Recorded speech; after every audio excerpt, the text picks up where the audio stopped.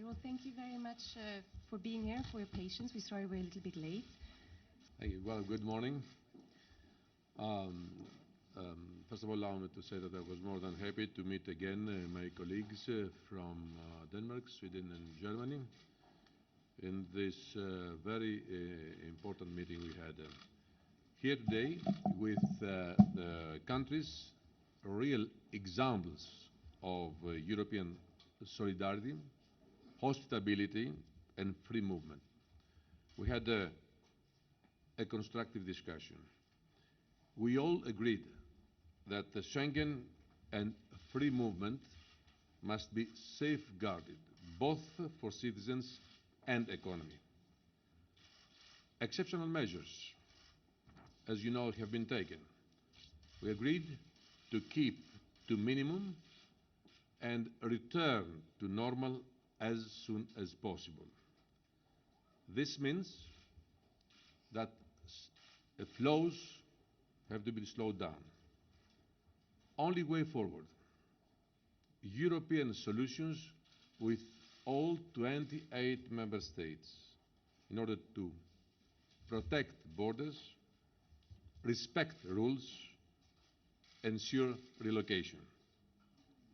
I really count on all member states in 2016 to work towards this. Global and European context.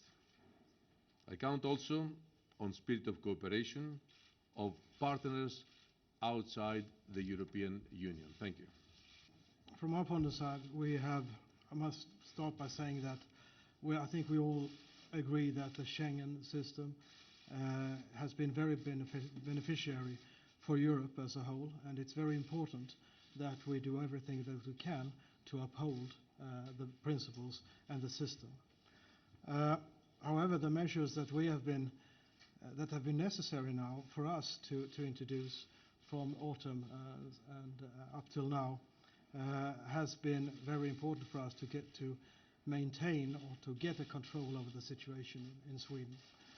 I have informed and we have discussed the measures that we have taken.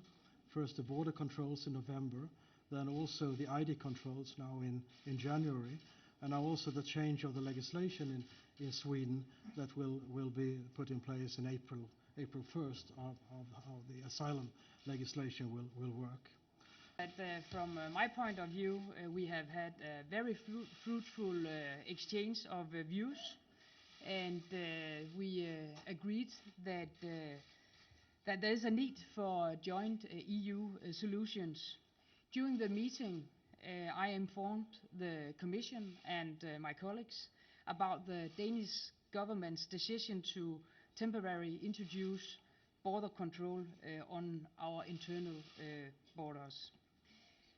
And I also told that we not, for now, have introduced carrier liability. But of course, we are going to monitoring the situation hour by hour, and if necessary, we will put on the carrier liability into force, and it can be happened with a very short notice.